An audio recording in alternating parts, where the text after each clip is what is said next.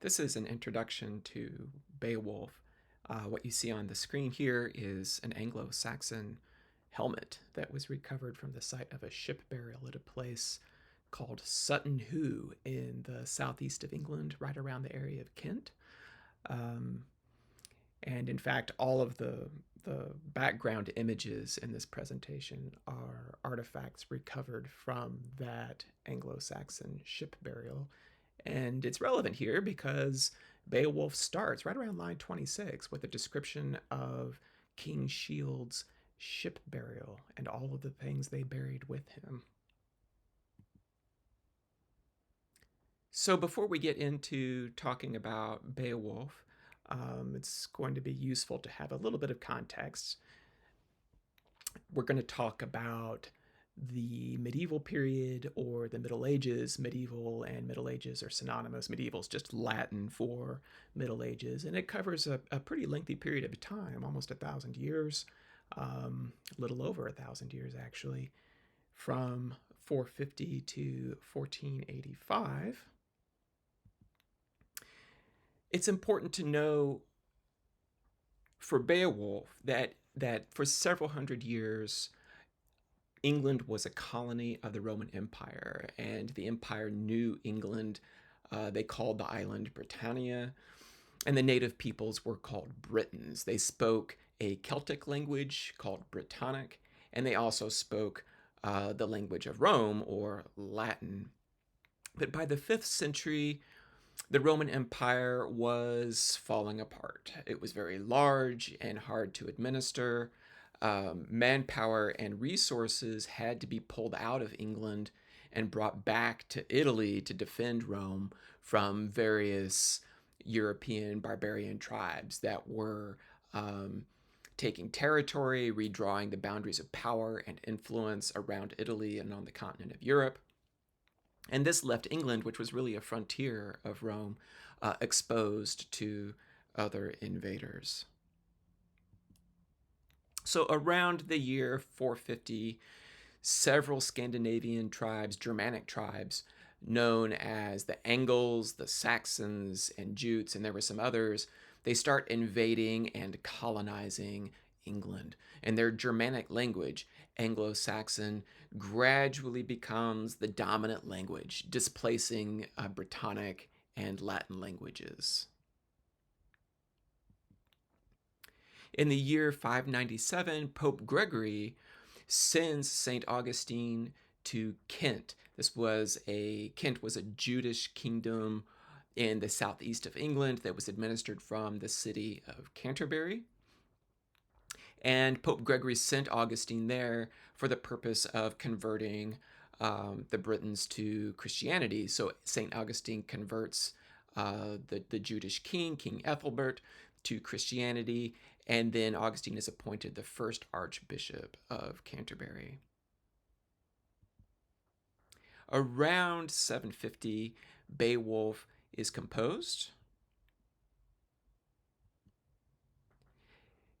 Towards the end of the 9th century, King Alfred, again an Anglo-Saxon king, extends and institutionalizes Anglo-Saxon influence across England with legal reforms, education reforms.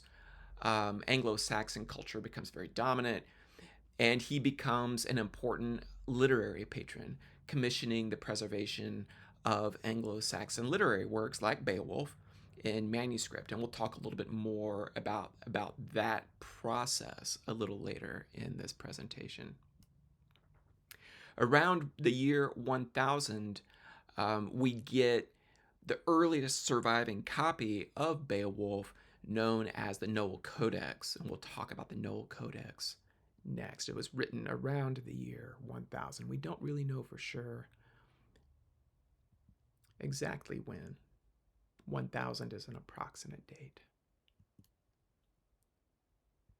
So it's important to understand that throughout the medieval period, there was no mechanized printing or manufacture of cheap paper from wood pulp.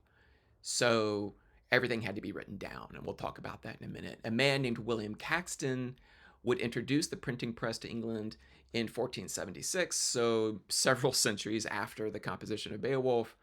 And usually scholars identify this period from 1476 to roughly 1485 as the end of the Middle Ages. And on the left there, you see a picture of a printing press. And this mechanized printing involved using letter type loaded into a form.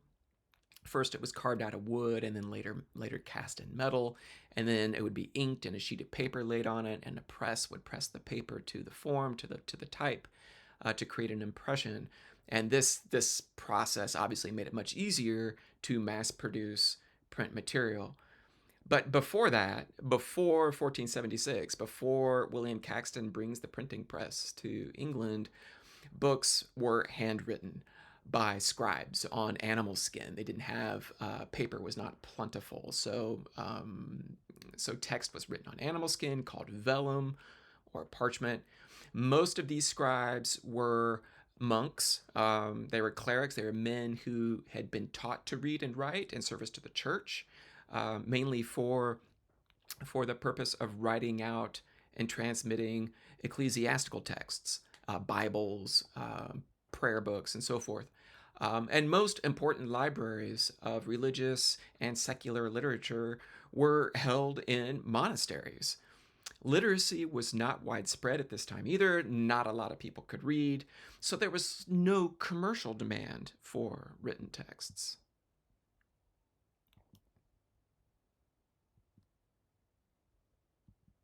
Beowulf survived the Middle Ages in a single manuscript, or codex. Codex is a Latin word for a book that is bound in individual leaves or pages, as distinguished from a scroll, which is how a lot of texts were written before the Middle Ages. This codex or book came into the possession of an Anglo-Saxon scholar named Lawrence Noel in the 16th century. Lawrence Noel was very interested in Anglo-Saxon culture. He put together an Anglo-Saxon dictionary. He did a lot of cartography, of mapping of the Anglo-Saxon world, and he got hold of the Beowulf Codex. That's why it's called the Noel Codex. From him, the codex was transferred to another antiquarian scholar named Sir Robert Bruce Cotton, who in the early 17th century created a massive and very important archive of Anglo-Saxon manuscripts.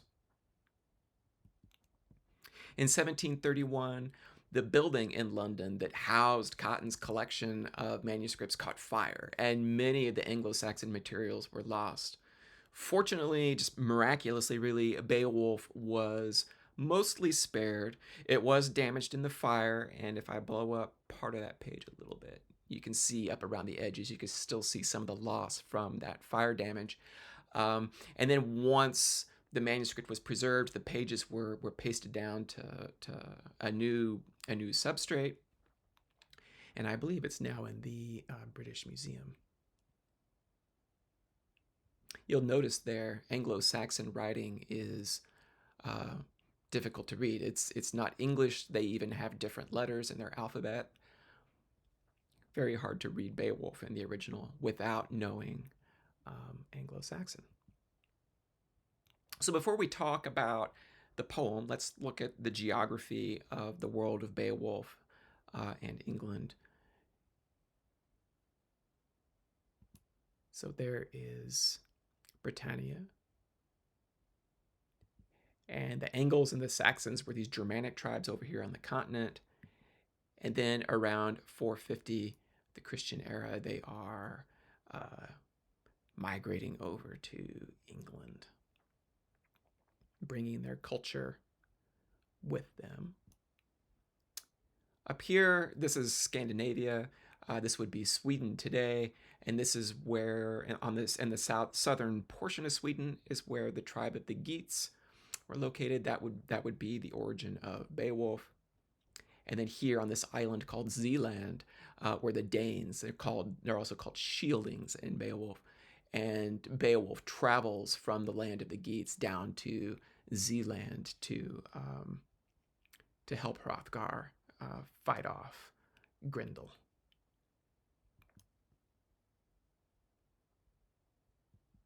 So Beowulf was the product of a society in which there was no mechanized printing, as I said before, and most people could not read. There was no notion of authorship in the modern sense of that word. That is, there's a single writer who sits down at a desk and writes a book, and he owns that literary work. That will happen a little later. Geoffrey Chaucer will write the Canterbury Tales, and we'll read that next. But when Beowulf was composed, there was no notion of authorship.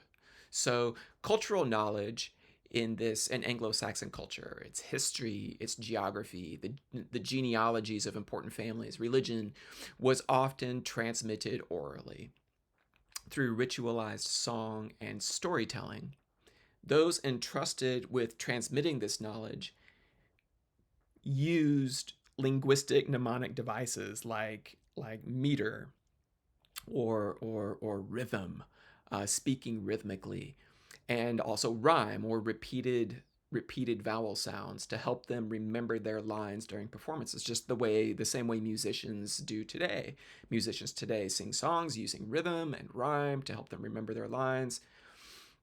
And even back in Anglo-Saxon times, um, these songs and stories were sung and accompanied by the music of stringed instruments. Anglo-Saxon poet singers were called shopes.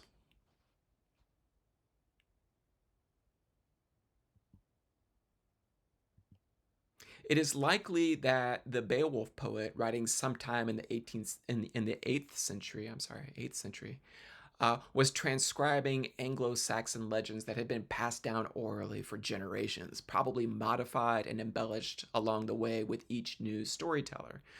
So Beowulf is, you can't think of Beowulf as owned by a single person. It's a collaborative work that was created over a long period of time.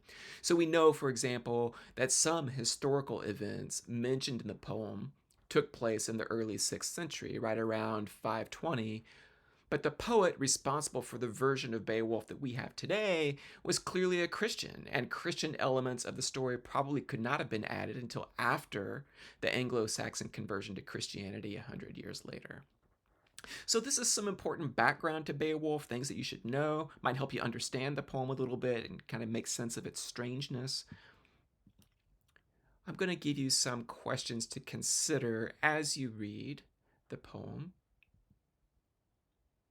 First, where do you see evidence of the poet's Christian faith in Beowulf? How does the poet merge his Christian beliefs and values with those of pagan Anglo-Saxon warrior culture? Do you see evidence of tension or conflict between them? What evidence is there of the Beowulf poet's presence in the poem? Where do we hear his voice over the voices of the characters? What does he know or understand that the characters in the Beowulf story don't know? Where do we see poets in Beowulf? That is, poets performing poetry. What is the role of the poet? What is the poet's value to Anglo-Saxon society? What are the ideals of heroic virtue and kingship in this world? What behavior makes a good warrior, and what makes a good leader, and what makes a bad one? What are some of the challenges and problems that they face? And a really important question, do their own values ever work against them? So these are the questions I want you to consider as you read Beowulf, and we'll use these as a starting point for discussion in class.